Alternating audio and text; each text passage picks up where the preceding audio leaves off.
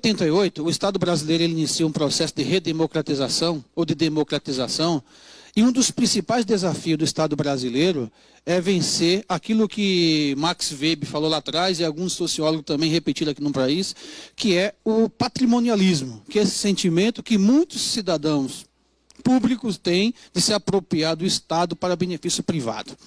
Sejam setores da sociedade que se apropriam do Estado ou até corporações públicas que tentam monopolizar setores do Estado como se fosse um patrimônio privado e dele se servem, inclusive impedindo que o próprio Estado avance para manter seus privilégios. Ou seja, o Estado brasileiro, o grande desafio, um dos grandes desafios é vencer o patrimonialismo e essas corrupções que a gente está assistindo diariamente, é um dos aspectos, uma das consequências desse estado de patrimonialismo, se apropriar do bem que é público, porque a res, que é pública, né, a res, a coisa pública, ainda não se consolidou no país. Porque quando a república ela se consolida, né, como um valor para a sociedade, para os políticos, a gente consegue avançar exatamente nessa perspectiva que o Bueno colocou. Então nós precisamos vencer esse desafio.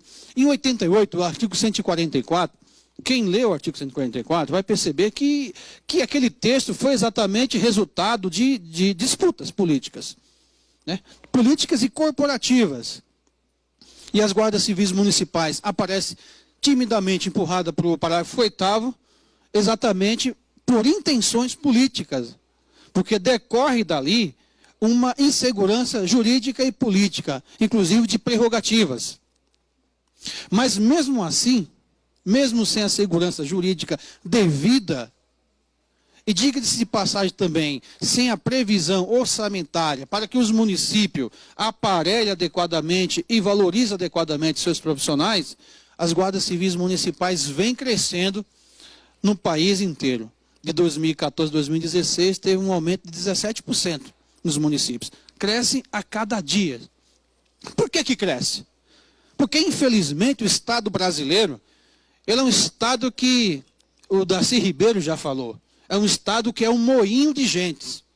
É um Estado que devora o seu próprio cidadão, né?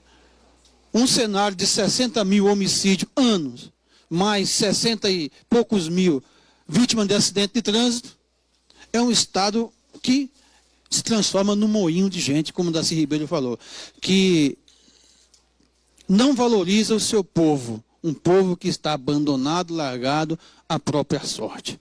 O Estado do Rio de Janeiro é a figura máxima de uma decadência do próprio Estado brasileiro. Eu costumo dizer, eu disse recentemente em outra audiência pública, que o Estado do Rio de Janeiro se transformou num Estado paralelo dentro do Estado brasileiro. Um Estado que a criminalidade praticamente tomou conta de todos os seus aspectos.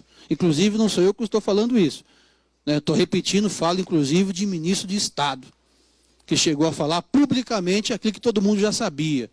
Obviamente, com as devidas precauções. Então, o Brasil vem sofrendo com a violência e com a criminalidade.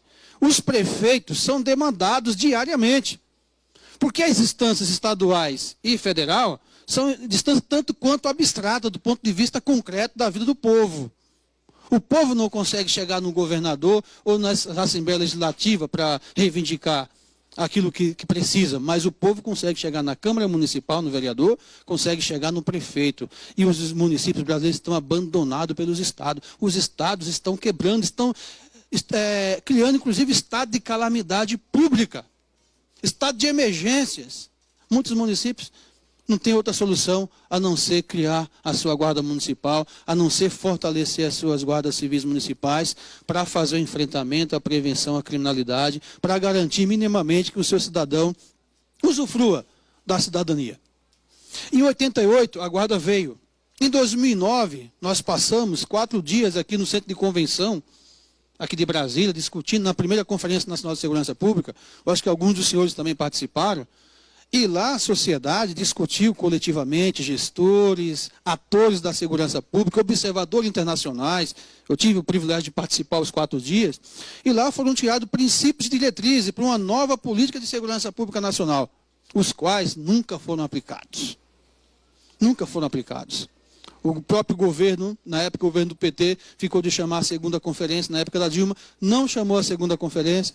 O governo que aí está também nem pauta uma segunda conferência, e a gente não sabe quando que o país terá uma segunda conferência para retomar o que foi aprovado. De concreto, o que aconteceu lá foi a aprovação do princípio da 8ª diretriz, falava o seguinte: as guardas municipais têm que ser regulamentadas. Em 2010, nós participamos aqui, o senhor deve ter acompanhado, e participando da criação da primeira frente parlamentar pró-guardas municipais, que o presidente na época foi o deputado federal Vicentinho. Hoje é o deputado Lincoln Portela, que é o presidente da frente parlamentar pró-guardas municipais. Em 2014, com muito esforço, esse parlamento... E o deputado Nobre coordena a região nordeste da frente parlamentar. Muito bem representado.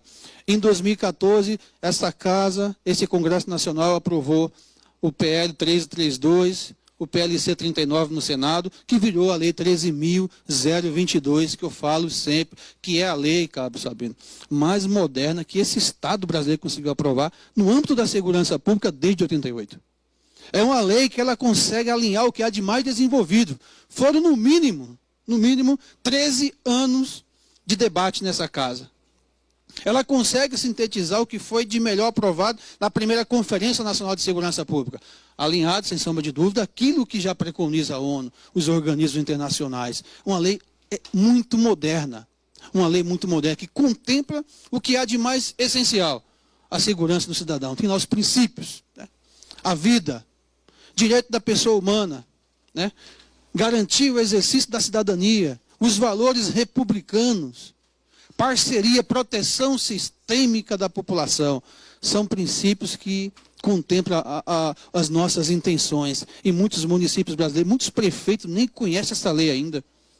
Tem muitos parlamentares que não se esforçam o suficiente para que os prefeitos das suas bases nos estados cumpram esta lei para o bem da população, para a preservação da vida. E eu já tocou aqui, vou caminhar para o encerramento, e a PEC 275, assim